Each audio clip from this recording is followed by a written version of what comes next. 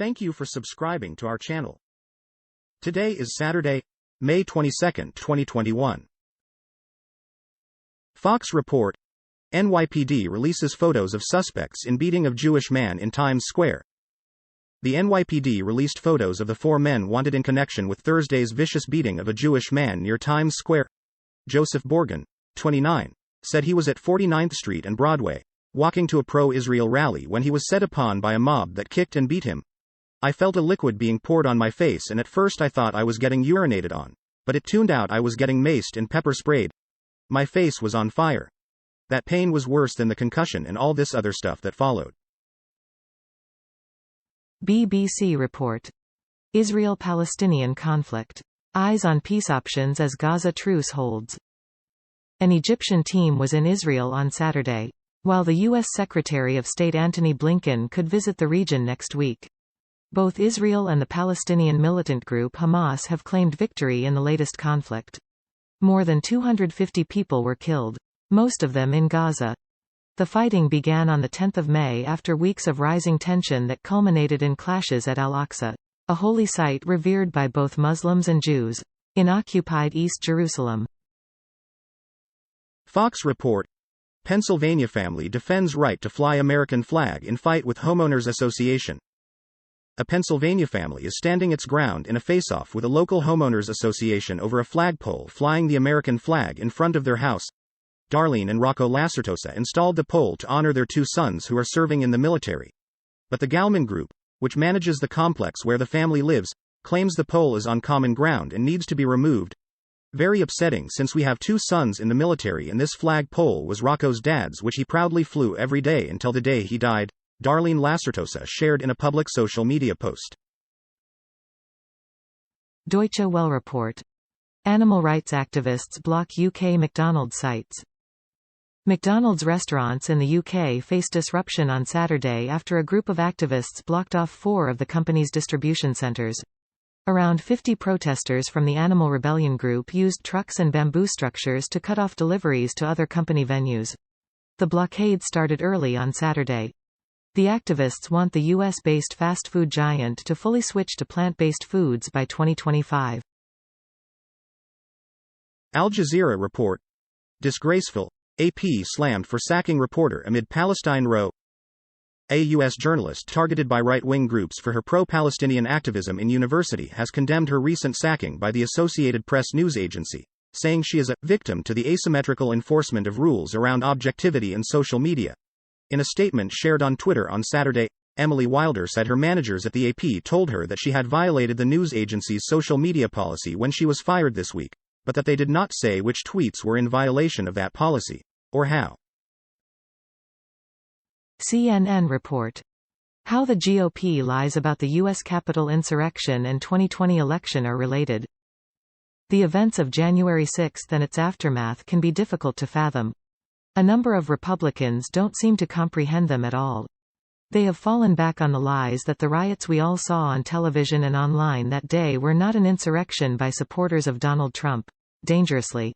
The base's reaction to January 6 are part of a larger worldview about the 2020 election and its aftermath, all steeped in mistruths in an effort to protect Trump's legacy.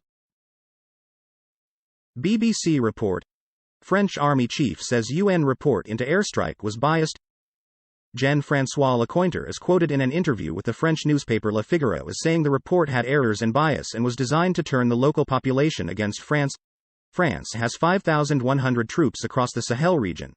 They are fighting militants tied to Al-Qaeda and the Islamic State group.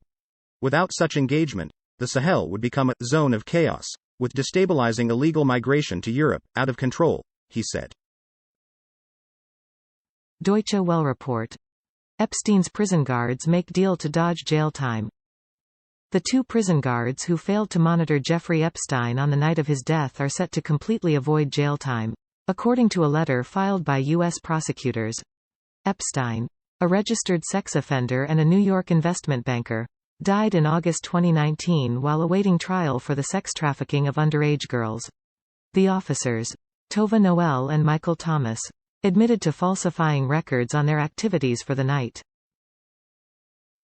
Fox report: Jewish man reports assault with slur in Germany's capital. Frankfurt, Germany.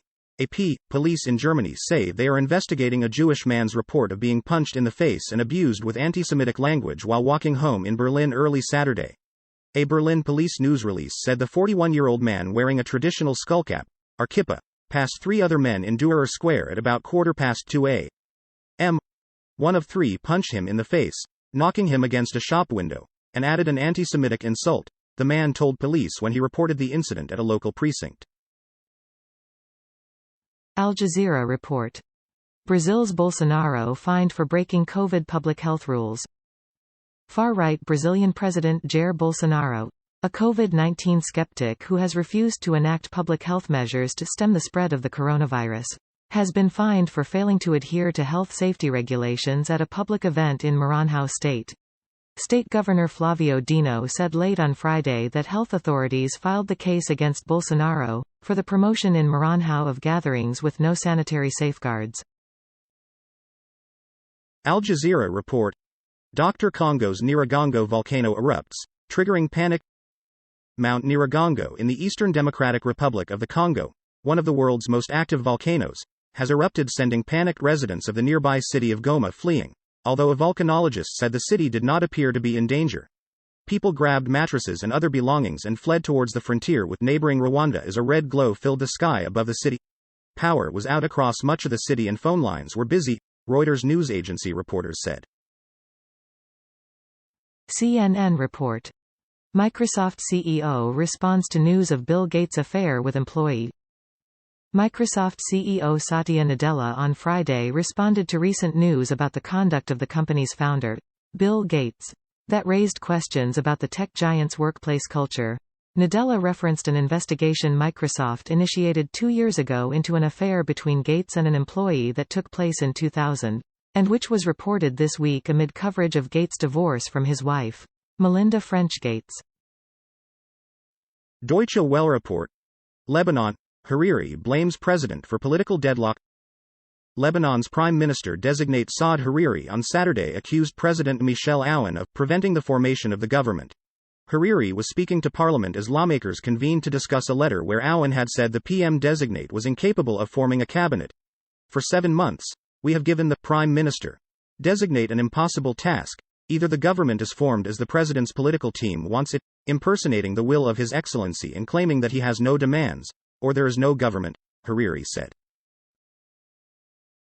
Fox report. Mass grave filled with dead women found in ex-cop's backyard. A mass grave filled with dozens of female corpses, believed to be victims of a violent sex and murder ring, was found in an ex-cop's backyard in El Salvador, report said Friday. Police made the grisly discovery this week while investigating former police officer Hugo Ernesto Osorio Chavez for the double homicide of a 57-year-old woman and her 26-year-old daughter, a crime the ex-cop has apparently admitted to. The Daily Beast reported. CNN report. Boris Johnson's aide-turned-nemesis may be about to take his revenge. It won't be pretty. As political dramas go, this has the potential to be a box office hit. On Wednesday, Boris Johnson's top aide-turned-nemesis, Dominic Cummings, is expected to reveal everything he knows about the UK government's far from flawless handling of COVID-19. All eyes will be on the committee rooms of Palace of Westminster, as Cummings takes centre stage, facing questions from MPs at a parliamentary inquiry into how Johnson and his team dealt with the coronavirus pandemic. CNN report. China just became the second country to drive a rover on the surface of Mars. China's Zhurong rover left its landing platform and drove on the surface of Mars on Saturday, state media reported, making the country only the second after the U.S. to land and operate a rover on the Red Planet. The 6-wheel solar-powered rover, which weighs about 240 kilograms, 529 pounds, touched down on Mars on May 15. Its mission is intended to last 3 months, the Chinese government said, during which time it will search for signs or evidence of ancient life on Mars' surface. BBC report. COVID. India tells social media firms to remove India variant from content. The IT ministry said the World Health Organization, WHO, listed the variant as B1.617 and any reference to Indian was false. Geographical terms have been used to describe a number of other variants, including the UK and Brazil. India's government has faced criticism over its handling of COVID-19. COVID-related deaths are close to 300,000, behind only the US and Brazil, although some experts believe India's fatalities could be considerably higher. Thank you for watching 5 p.m. recap. To be notified, you can subscribe our channel and activate the bell.